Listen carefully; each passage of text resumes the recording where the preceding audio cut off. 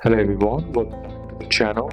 You're doing well and fine, and in today's video I'll be showing you Lenovo LOQ 15 how to turn on keyboard light. So without wasting any time, let's just jump right on the video and make sure to watch this video till the end and follow the steps as well. In order to turn on the keyboard light in your Lenovo LOQ 15 laptop, what you need to do is first use the keyboard shortcut, which is the method 1. Lenovo LOQ laptops usually use the function plus spacebar shortcut. So in order to turn on your keyboard backlight, simply tap or press Fn function key and then press space. As you can see, the backlight is changing as I am pressing the spacebar. So that's the first method that you can use. And the next method that you can use is simply head over to your start menu, then on the search bar type in Lenovo Vantage and open up the application. Then once inside, what you need to do here is